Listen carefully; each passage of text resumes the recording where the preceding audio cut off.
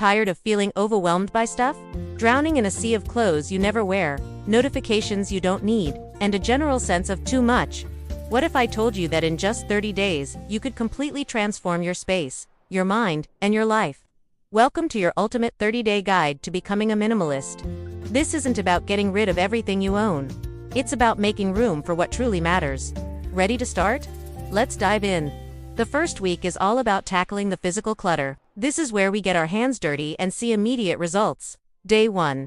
Choose one small, manageable area, like a junk drawer or your nightstand.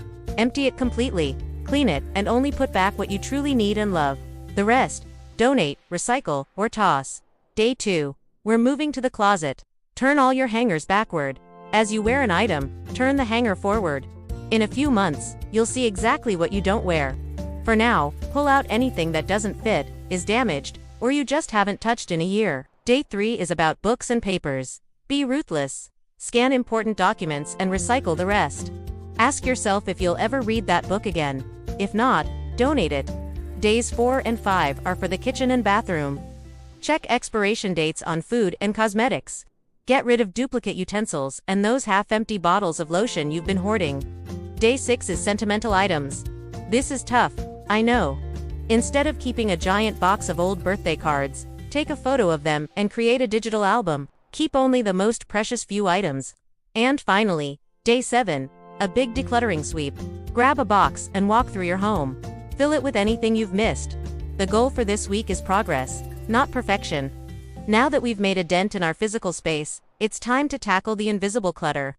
Week 2 is dedicated to digital decluttering. This might seem less important, but our digital lives can be just as draining. Day 8, let's clean up your phone. Delete apps you haven't used in the past month. Seriously, be honest with yourself. If you can't remember the last time you opened it, it's got to go. Day 9 is all about your inbox. Unsubscribe from all those newsletters and promotional emails you never read. Use a service like Unroll.me, or just go through them one by one. Aim to reach inbox 0 by the end of the day. It feels amazing, trust me. Day 10, we're organizing our digital files. Create a simple folder system on your computer for documents, photos, and projects. Delete duplicates and files you no longer need. A clean desktop is a clean mind. Day 11 is for social media. Unfollow accounts that make you feel bad about yourself or that just fill your feed with noise. Curate your feed to be a source of inspiration and joy, not comparison and anxiety. Day 12. Manage your notifications. Go into your phone settings and turn off all non-essential notifications. Do you really need a pop-up every time someone likes your photo? Probably not. Reclaim your focus. Day 13 is photo organization. This is a big one.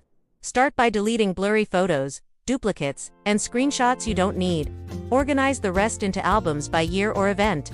And on day 14, let's do a digital deep clean.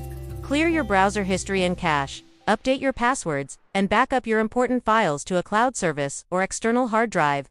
A tidy digital world sets the stage for a calmer mental state. With our physical and digital worlds a bit more organized, week 3 is about changing our habits. It's time to focus on mindful consumption. This is the key to maintaining our new minimalist lifestyle, long-term. Day 15. We're starting a 30-day shopping ban.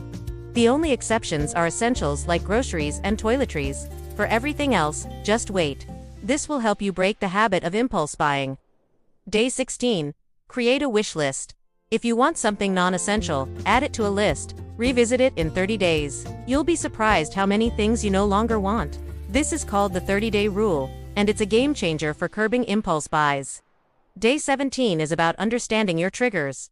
What makes you want to shop? Is it boredom, stress, or seeing an ad on social media? Identify your triggers so you can find healthier ways to cope. Day 18.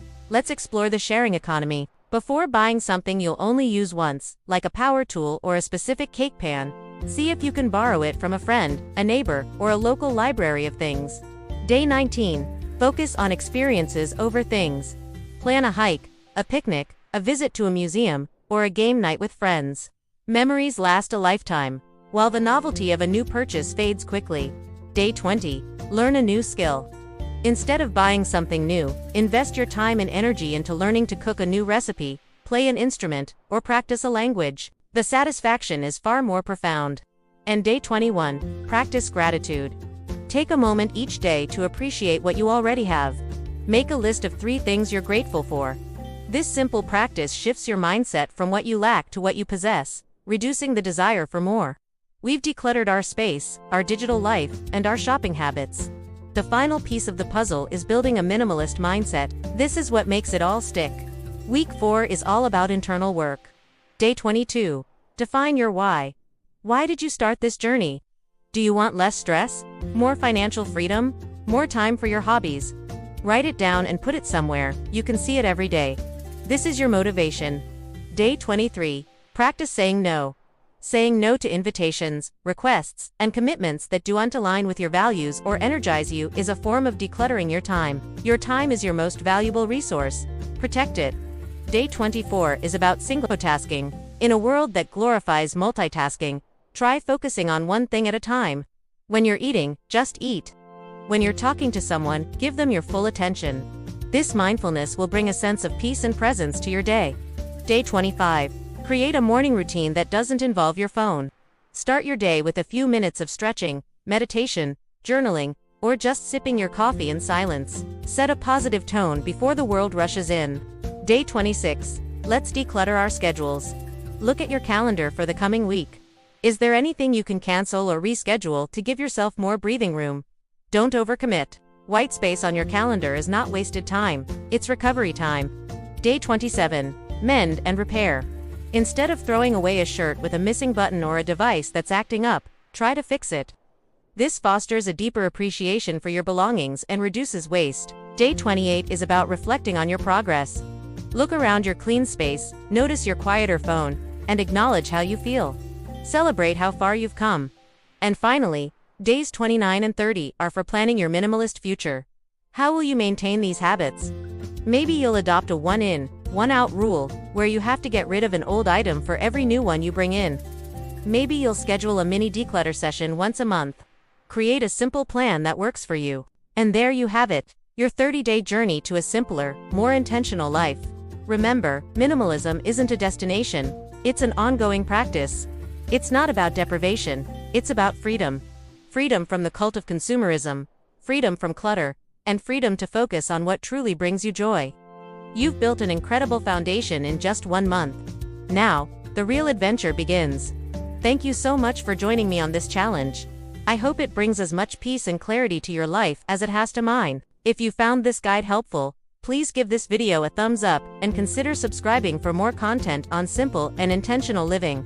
Let me know in the comments which day of the challenge you're most excited about. Thanks for watching, and I'll see you in the next one.